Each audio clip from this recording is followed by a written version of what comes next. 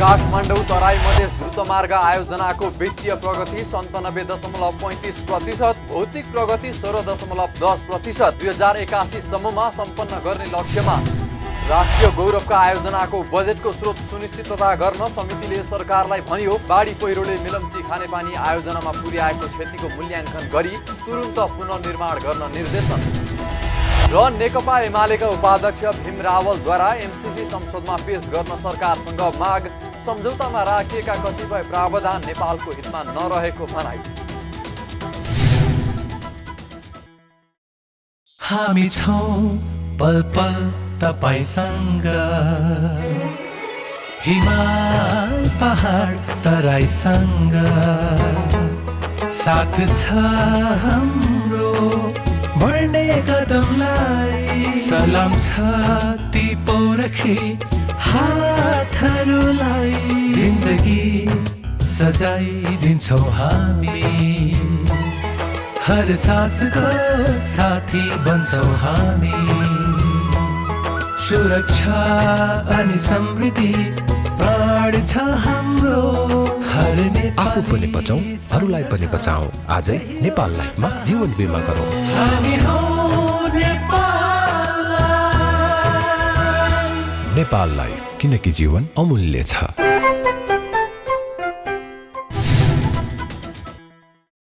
नमस्कार, कारोबार समाचारमा स्वागत छ। अब समाचार विस्तारमा। काठमाडौँ तराई मधेस द्रुतमार्ग आयोजनाको आर्थिक वर्ष 2077-78 कुल विनियोजित रकमको 97.35% कार्य प्रगति भएको नेपाली सेनाले बताएको छ। शुक्रबार नेपाली सेनाले आयोजना गरेको पत्रकार सम्मेलनमा काठमाडौँ तराई मधेस द्रुतमार्ग आयोजनाको आर्थिक वर्ष 2077-78 को वार्षिक कार्य प्रगति स्थिति तथा चालु आर्थिक वर्ष 2078-79 को वार्षिक कार्यक्रम प्रस्तुत गर्दै आयोजना प्रमुख सहायक रथी विकास पोखरेलले गत आर्थिक वर्षमा 8 अर्ब 96 करोड 88 लाख विनियोजन भएकोमा 97.35% खर्च भएको जानकारी दिनुभयो। उहाँले आर्थिक वर्ष 2076-77 सम्म समष्टिगत भौतिक प्रगति 11.11% रहेकोमा गत आर्थिक वर्ष 2077-78 मा आयोजनाको थप सम्पन्न काम समेत गरेर 16.10% प्रगति भएको बताउनुभयो। गत आर्थिक वर्षसम्ममा आयोजनाको कुल कार्यको 16.21% प्रगति हासिल गर्ने लक्ष्य राखिएको पनि उहाँले स्पष्ट पार्नुभयो। आयोजनाको स्वीकृत डिपिआर अनुसार 175 अर्ब लागत अनुमान रहेकोमा आयोजनाको सुरुबाट हालसम्म कुल 25 अर्ब 39 करोड रुपैयाँ खर्च भएको उहाँले बताउनुभयो। गत आर्थिक वर्ष 2077-78 मा 8 अर्ब 96 करोड 88 लाख विनियोजन भएकोमा वार्षिक प्रगति 97.35% रहेको छ। आर्थिक वर्ष 2017 सम्म समष्टिगत भौतिक प्रगति 11.11% रहेकोमा गत आर्थिक वर्ष 77-78 मा आयोजनाको कुल कार्यअंशको थप 5.10% काम सम्पन्न भई आयोजनाको कुल कार्यको 16.21 प्रगति हासिल गर्ने लक्ष्य प्रक्षेपण गरिएकोमा 16.10% प्रगति हासिल भएको छ। यस आयोजनाको वित्तीय प्रगति विवरण अनुसार हालसम्मको कुल वित्तीय खर्च 25 अर्ब 39 करोड रहेको छ। काठमाडौँ तराई मधेस द्रुतमार्ग आयोजनाको कुल लम्बाइ 72.5 किलोमिटर मध्ये 3वटा सुरुङ मार्गको लम्बाइ 6.41 किलोमिटर, विभिन्न पुलहरूको लम्बाइ 10.59 किलोमिटर र खुद सडक खण्डको लम्बाइ 55.5 किलोमिटर रहेको जानकारी दिँदै आयोजना प्रमुख पोखरेलले यसमध्ये आयोजनाको 44.1 किलोमिटर सडक खण्डको सब ग्रेड लेभलसम्म तयार गर्न समष्टिगत माटो काट्ने पुर्ने कार्य हालसम्म 90% सम्पन्न भएको बताउनुभयो। आयोजनाको डिजाइन तथा कन्स्ट्रक्सन सुपरभिजनको लागि अन्तर्राष्ट्रिय परामर्शदाता आयोजना अवधिभरका लागि छनौट भई विषय विज्ञहरू सहितको टोलीले फिल्ड सर्वे लगायतका कार्यहरू सुचारू गर्न विभिन्न ठेक्का प्याकेजको टेन्डर डकुमेन्ट तयार गर्ने काम भइरहेको उहाँले उल्लेख गर्नुभयो। आयोजनामा पर्ने 3 सुरुङ मार्ग महादेवटार, धेद्रे र लेन डाँडा सुरुङ खण्डमा प्रोजेक्ट म्यानेजर विषय विज्ञहरूको डिजाइन टिम लगायतका समूहले कार्य प्रारम्भ गरेको पनि उहाँले बताउनुभयो। पुल निर्माणका लागि पनि ठेक्का सम्झौता भइसकेको उहाँले जानकारी दिनुभयो। काठमाडौँ तराई मधेस द्रुतमार्ग सडक खण्ड आयोजनाको कुल लम्बाइ 72.5 किलोमिटर मध्ये 3वटा सुरुङ मार्गको जम्मा लम्बाइ 6.41 किलोमिटर, विभिन्न पुलहरूको लम्बाइ 10.59 किलोमिटर र खुद सडक खण्डको लम्बाइ 55.5 किलोमिटर रहेको छ, जस अन्तर्गत आयोजनाको 44.51 किलोमिटर सडक खण्डको सबग्रेड लेभलसम्म तयार गर्न समष्टिगत माटो काट्ने पुर्ने कट एयर फिलिङ कार्यहरू हालसम्म 90% सम्पन्न भएको छ। काठमाडौँ तराई मधेस दूतमार्ग सडक आयोजनाको विभिन्न डिजाइन तथा कन्स्ट्रक्सन सुपरभिजनको लागि अन्तर्राष्ट्रिय परामर्शदाता योसुङ इन्जिनियरिङ कर्पोरेसन कोरिया आयोजना अवधिभरको लागि छनौट भई विशेषज्ञहरू समेतको टोलीद्वारा आयोजनाको फिल्ड सर्वे लगायतका कार्यहरू सुचारू गरी विभिन्न ठेक्का प्याकेजहरूको टेन्डर डकुमेन्ट्स तयार गर्ने कार्य भइरहेको छ। सुरुङ मार्ग निर्माणको लागि प्याकेज नम्बर 1 मा China state construction engineering corporation limited China र प्याकेज नम्बर 2 मा पोली चाङ्जा इन्जिनियरिङ कम्पनी लिमिटेड चाइना बीच ठेक्का सम्झौता सम्पन्न भई कार्य प्रारम्भ भएको छ। प्याकेज 1 अन्तर्गत महादेवटार सुरुङ खण्ड रहेको छ भने प्याकेज नम्बर 2 अन्तर्गत हेटेर र लेनडाँडा सुरुङ खण्ड रहेको छ। प्याकेज 1 मा China state construction engineering corporation limited China अन्तर्गत प्रोजेक्ट म्यानेजर विशेषज्ञहरूको डिजाइन टिम लगायत 26 जनाको समूह आयोजना स्थलमा आई कार्य प्रारम्भ गरेको छ। प्याकेज नम्बर 2 मा पोली चाङ्जा इन्जिनियरिङ कम्पनी लिमिटेड चाइना अन्तर्गत प्रोजेक्ट म्यानेजर विशेषज्ञहरूको डिजाइन टिम लगायत 20 जनाको समूह आयोजना स्थलमा आई कार्य प्रारम्भ गरेको छ। उहाँले पहुँच मार्ग एवं बेली ब्रिज निर्माण कार्य पनि भइरहेको बताउनुभयो। नेपाली सेनाले आयोजनाको आवश्यकता अनुरूप 5172 रोपनी जग्गा अधिग्रहणको लागि सूचना प्रकाशित गरिएकोमा 4745 रोपनी जग्गा प्राप्ति भएको र हालसम्म 427 रोपनी जग्गाको मुआवजा वितरण गर्न बाँकी रहेको जनाएको छ। खोकना बुङमती क्षेत्र समेतको स्थानीय संघको विवादको कारण बाँकी जग्गा प्राप्तिमा बाधा परेकाले निर्माण कार्य प्रभावित भएको नेपाली सेनाको भनाइ छ। आयोजना स्थलमा 1013 वटा रुख कटान गरिएको र रुख कटानको बदलामा चरणबद्ध रूपमा वृक्षारोपण कार्य पनि भइरहेको आयोजना प्रमुख पोखरेलले बताउनुभयो। उहाँले चालु आर्थिक वर्ष 2078-79 को लागि 8 अर्ब 93 करोड 10 लाख रुपैयाँ विनियोजन भई वार्षिक कार्यक्रम तय भएको उल्लेख गर्नुभयो। चालु आर्थिक वर्षमा प्राथमिकताको आधारमा सडक तथा पुल खण्ड सम्बन्धी बाँकी प्याकेजहरूको ठेक्का व्यवस्थापन गरी काम गर्ने योजना रहेको पोखरेलले स्पष्ट पार्नुभयो। आर्थिक वर्ष 78-79 को लागि कुल जम्मा 8 अर्ब 93 करोड 10 लाख विनियोजन भई वार्षिक कार्यक्रम तय भएको छ, जसमध्ये चालुतर्फ 9 करोड 6 लाख र पुँजीगततर्फ 8 अर्ब 84 करोड 4 लाख विनियोजन भएको छ। आयोजनाको समष्टिगत कार्यान्वयन कार्ययोजना बमोजिम आयोजना निर्माण कार्यालय 11 वटा क्लस्टरमा विभाजन गरिएको छ, जसमध्ये गत आर्थिक वर्षमा सुरुङ खण्ड सम्बन्धी 2 वटा प्याकेजहरूको ठेक्का व्यवस्थापन भइसकेको हुँदा चालु आर्थिक वर्ष 2078-79 मा प्राथमिकता आधारमा सडक तथा पुल खण्ड सम्बन्धी बाँकी प्याकेजहरूको ठेक्का व्यवस्थापन गरी कार्य प्रारम्भ गर्ने योजना रहेको छ। आयोजना आर्थिक वर्ष 2080-81 मा सम्पन्न गरिसक्ने लक्ष्य राखिएको छ। यसको निम्ति आवश्यक बजेटको सुनिश्चितता हुनुपर्ने नेपाली सेनाको भनाइ छ। कोभिड-19 को कारण आयोजनाको काम प्रभावित भएको तथा खोकना बुङमती क्षेत्रको स्थानीय विवादले आयोजना प्रभावित भएकाले समाधानका लागि केन्द्रीय तहबाट पहल गरिनुपर्ने आयोजना प्रमुखले बताउनुभयो। राष्ट्रिय सभा अन्तर्गतको राष्ट्रिय सरोकार तथा समन्वय समितिले राष्ट्रिय गौरवका आयोजनाको बजेटको स्रोत सुनिश्चितता गर्न सरकारलाई निर्देशन दिएको छ। शुक्रबार सिंहदरबारमा बसेको बैठकले राष्ट्रिय गौरवका आयोजनाको बजेटको स्रोत सुनिश्चितता र कार्यविधि सञ्चालनको स्पष्ट मापदण्ड ल्याउन निर्देशन दिएको हो। समितिले मेलम्ची खानेपानी आयोजनाका सम्बन्धमा पनि बाढी तथा पहिरोले पुर्याएको क्षतिका बारेमा छलफल गरेको थियो। छलफलपछि समितिले आयोजनामा बाढी पहिरोले पुर्याएको क्षतिको मूल्याङ्कन गरी पुनर्निर्माणलाई अविलम्ब सुरु गर्न निर्देशन दिएको छ। समितिले मेलम्ची खानेपानी आयोजनाको बाँकी काम सम्पन्न गर्न समेत बजेटको सुनिश्चितता गर्न नेपाल सरकारलाई निर्देशन दिएको छ। यस्तै समितिले आयोजनासँग प्रत्यक्ष सम्बन्ध राख्ने निकाय बीचको प्रभावकारी सहकार्य र समन्वयको लागि निर्देशन दिएको छ।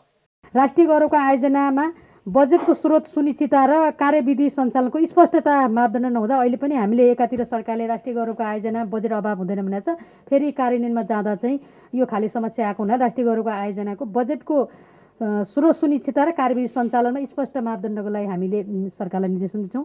तत्काल आयोजना भएका क्षतिको पूर्ण मूल्याङ्कन निकाली निर्माणको पूर्ण निर्माणलाई चाहिँ कार्यान्वयनमा जानुपर्ने यो आजको हाम्रो निष्कर्ष छ। आयोजनासँग प्रत्यक्ष सरोकार राख्ने निकायको बीचको प्रभावकारी सहकार्य समन्वयको अहिले पनि अभाव देखिएको छ।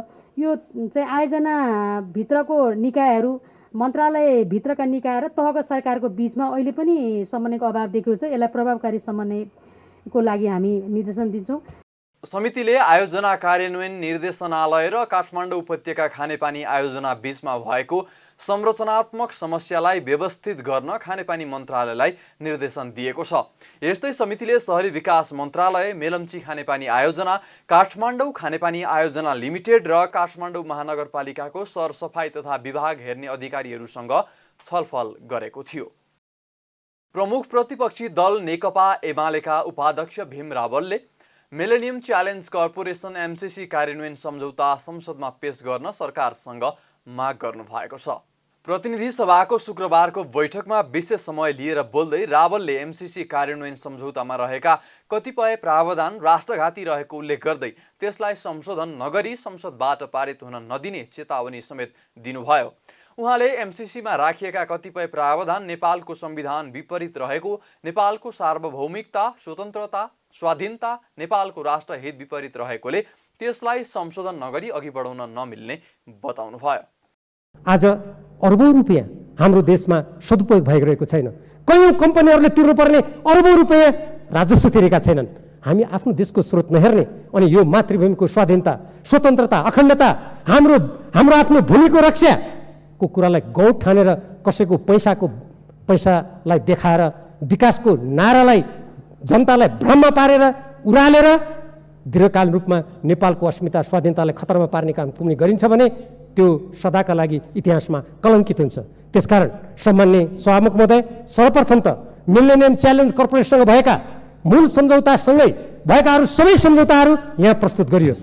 नेपाली जनताले त्यो थाहा पाउने अधिकार छ, त्यो प्रतिनिधि सभाका प्रत्येक सदस्यले थाहा पाउने अधिकार छ र त्यसको साथसाथै त्यहाँ भएका नेपालको राष्ट्रिय हित, स्वाधीनता, स्वतन्त्रता, स्वाभिमान र नेपालको स्वतन्त्र परराष्ट्र नीति विपरीतका प्रावधानहरू संशोधन नभई, परिवर्तन नभई यदि त्यो सम्झौता गरियो भने त्यो राष्ट्रघात हुनेछ। उपाध्यक्ष रावलले विकासको नाममा कम्पनी खडा गरेर आफ्नो भूमि कुनै पनि देशलाई सुम्पन नसकिने अडान पनि दोहोर्याउनुभयो। नेपालमा कुनै पनि देशको लगानी ल्याउन पाइन्छ, तर त्यो हाम्रो संविधान र स्वतन्त्र परराष्ट्र नीति अनुसार हुनु पर्दछ भन्दै उपाध्यक्ष रावलले सो सम्झौतामा राखिएका कतिपय प्रावधान नेपालको हितमा नरहेको पटक पटक दोहोर्याउनुभयो। घरेलु तथा साना उद्योग महासंघले मोरङ जिल्लाका 3 स्थानीय तहसँग महिला तथा युवा लक्षित कार्यक्रम गर्न सम्झौता गरेको छ। शुक्रबार काठमाडौँमा आयोजित सम्झौता कार्यक्रममा महासंघले बेलबारी नगरपालिका, केराबारी गाउँपालिका र पथरी नगरपालिकासँग महिला तथा युवा लक्षित कार्यक्रम गर्न सम्झौता गरेको हो। सम्झौतामा स्थानीय तहसँग मिलेर महिला, युवा तथा कृषि उद्यमी र स्टार्टअप व्यवसायको विकास गर्न सहकार्य गर्ने रहेको छ। यो सम्झौताले स्थानीय स्तरमा उपलब्ध स्रोत साधनको प्रयोग गरी महिला तथा युवाले उद्योग स्थापना गर्न, व्यवसाय गर्न महासंघ र स्थानीय निकायले सघाउने बताइएको हो। युवा उद्यमीलाई प्रोत्साहन गर्न सघाउन महासंघले विशेषज्ञ सेवा दिने र स्थानीय निकायले आफ्नो कार्यक्रम अनुसार बजेट तथा सेवाहरू उपलब्ध गराउने प्रतिबद्धता सम्झौता पत्रमा रहेको छ। सहमति पत्रको दस्तावेज यहाँहरूले स्मरण गर्नुभयो भने हामीसँग रहेका एक्सपर्टिजहरू, ज्ञानका कुराहरू, हाम्रासँग रहेका अनुभवहरू, हामीसँग रहेका स्रोतहरू, हामीसँग रहेका क्षमताहरू एकअर्काको बिचमा चाहिँ के अरे साटासाट गर्दै त्यसलाई अझ बढी व्यवस्थित रूपमा चाहिँ तपाईँको उद्यमशीलता विकासमा र खास गरी ती पालिकाहरूलाई आत्मनिर्भर पालिका बनाउने हिसाबमा अहिले हामी यो के अरे आत्मनिर्भरताको कुरो गरिरहँदा कहिलेकाहीँ कन्फ्युजन भएको देख्छु। हाम्रा माथिल्लो तहका राजनीतिज्ञहरूदेखि लिएर प्रदेश अनि पालिकाका साथीहरू पनि कन्फ्युज भएको देख्छु। पालिका भनेको अब कुनै पञ्चायत रहेन, पालिका भनेको कुनै गाविस रहेन, पालिका भनेको सरकार भइसक्यो। त्यसैले त्यो सरकारको दायित्व, सरकारको जिम्मा भनेको के हो भने आफ्नो पालिकाको भूगोलभित्र रहेका सम्पूर्ण जनताको जीवनस्तर उकास्न, आत्मनिर्भर बनाउन, तिनीहरूलाई तपाईँको रोजगारी सृजना गर्ने जिम्मेवारी पालिकाको पनि हो। त्यस तहमा पालिकाले काम गरोस् भन्ने चाहिँ तपाईँको हाम्रो आग्रह, निरन्तर हामी यो आग्रह गरेका थियौँ र यो आग्रहलाई पुरा गराउनलाई एउटा अभियानमा सामेल हुने सन्दर्भमा हामी अहिले 3टा खास गरी बेलबारी नगरपालिका, पथरी शनिश्चरी नगरपालिका र केराबारी गाउँपालिकासँग सहकारी गर्ने अभियानमा छौँ। हाम्रो अभियानको ठुलो पाटो भनेको चाहिँ के हो भने यहाँलाई आग्रह के गर्न चाहन्छु भने हामीसँग यो देशमा भएका उद्यमशीलताको बारेमा सबैभन्दा धेरै जान्ने, सबैभन्दा धेरै अनुभव गरेका, सबैभन्दा धेरै भोगेका र सबैभन्दा धेरै सिकेका एक्सपर्टहरू हुनुहुन्छ। अब यो एक्सपर्टको पुलहरूलाई हामी तपाईँहरूसँग ल्याएर जोडिदिन्छौँ र यो पुललाई अब यहाँहरूले कसरी प्रयोग गर्नुहुन्छ भन्ने कुरो चाहिँ यहाँहरूको कोर्टमा पनि र हामी कसरी प्रयोग गराउँछौँ हाम्रो कोर्टमा पनि छ। त्यसैले हामी यो अभियानमा सहकार्य गरेर अगाडि जाउँ। कार्यक्रममा महासङ्घका तर्फबाट अध्यक्ष श्यामप्रसाद गिरी तथा बेलबारी नगरपालिकाका मेयर ज्ञानेन्द्र सुवेदी, केराबारी गाउँपालिकाका अध्यक्ष रोहित कुमार कार्की र पथरी नगरपालिकाका मेयर दिलीप कुमार राईले सम्झौता पत्रमा हस्ताक्षर गर्नुभएको थियो।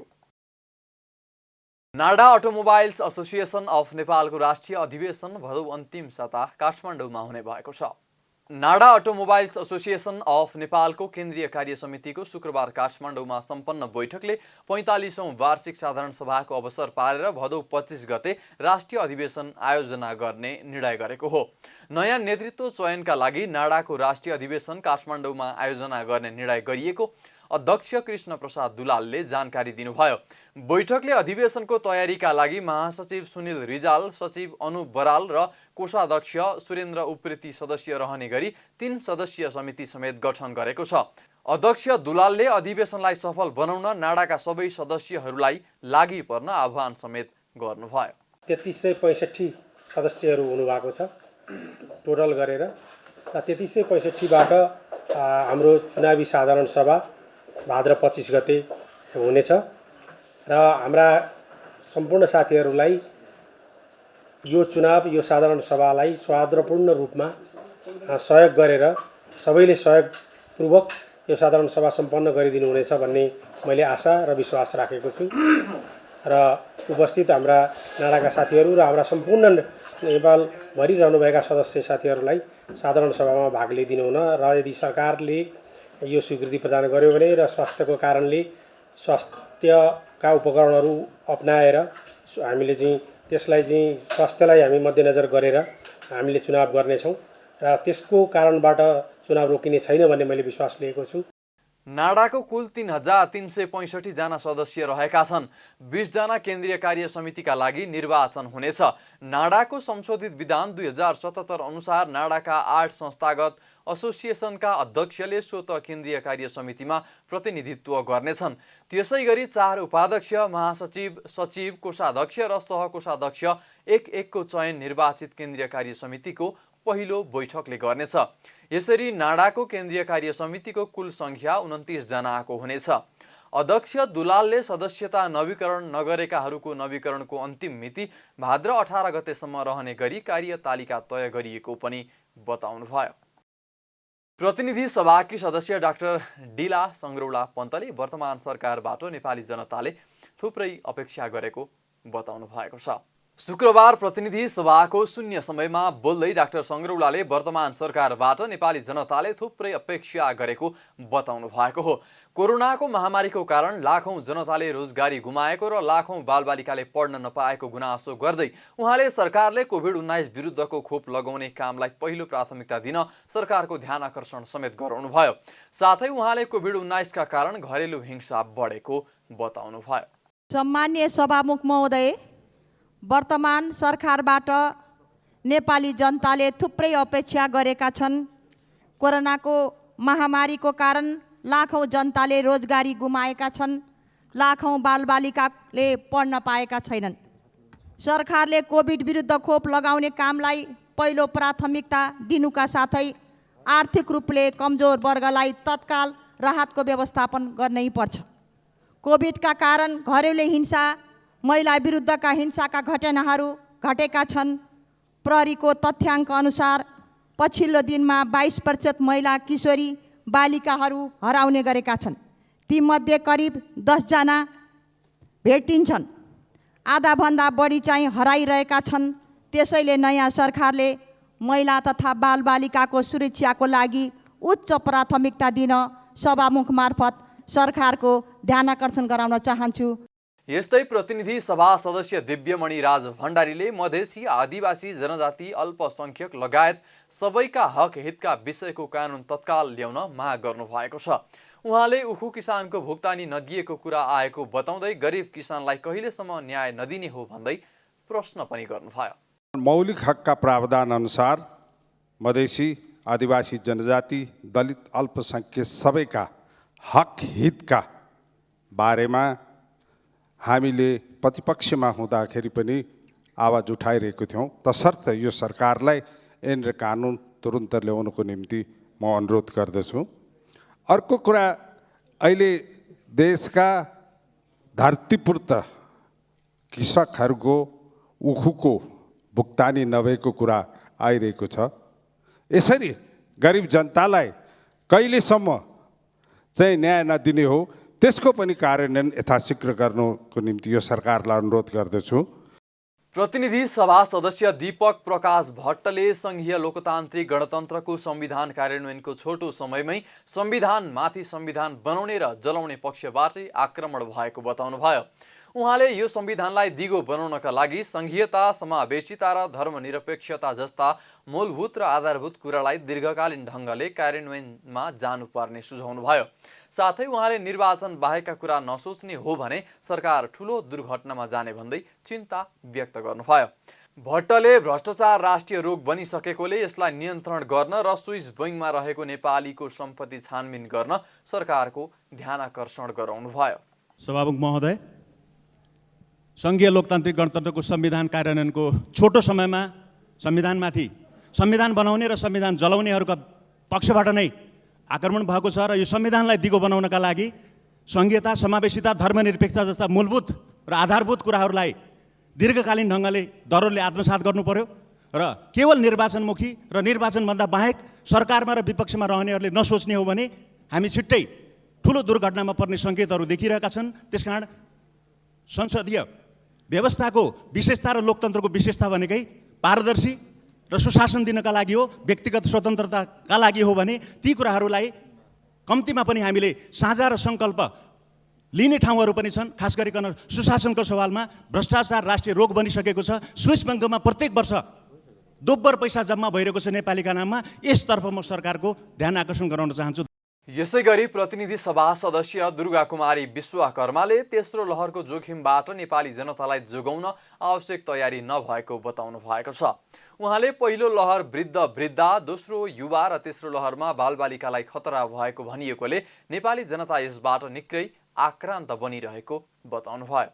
सम्माननीय सभामुख महोदय, कोभिड-19 को कारण नेपाली समाजमा यो 2.5 वर्षको अवधिभित्र धन्दै सङ्क्रमितको सङ्ख्या 6,90,742 जना र मृत्यु सङ्ख्यालाई हेर्ने हो भने 9,807 जना आज बिहानको सम्मको रेकर्डमा देखिन्छ भने पहिलो लहर वृद्धलाई र दोस्रो लहर युवालाई र अहिले तेस्रो लहर फेरि बालबालिकाहरूको निमित्त तेस्रो भेरिएन्ट आउँदैछ भनिराख्दाखेरि नेपाली जनता निकै आक्रान्त बनिरहेको अवस्था छ।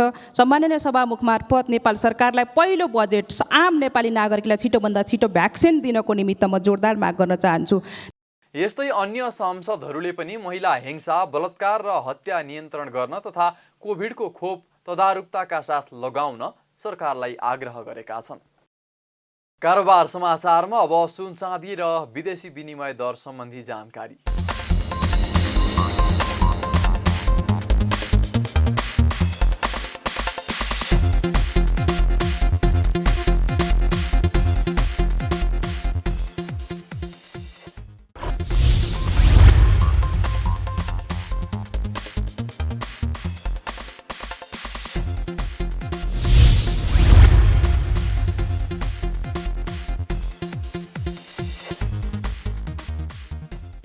बिदा हुनु अघि अहिलेसम्मका प्रमुख समाचार फेरि एकपटक। काठमाडौँ तराई मधेस द्रुतमार्ग आयोजनाको वित्तीय प्रगति 97.35%, भौतिक प्रगति 16.10%, 2081 सम्ममा सम्पन्न गर्ने लक्ष्यमा। राष्ट्रिय गौरवका आयोजनाको बजेटको स्रोत सुनिश्चितता गर्न समितिले सरकारलाई भन्यो। बाढी पहिरोले मिलम्ची खानेपानी आयोजनामा पुर्याएको क्षतिको मूल्याङ्कन गरी तुरुन्त पुनर्निर्माण गर्न निर्देशन। र नेकपा एमालेका उपाध्यक्ष भीम रावलद्वारा एमसिसी संसदमा पेश गर्न सरकारसँग माग। सम्झौतामा राखिएका कतिपय प्रावधान नेपालको हितमा नरहेको भनाइ। कारोबार समाचार सकियो। हामीलाई बिदा दिनुहोस्। नमस्कार।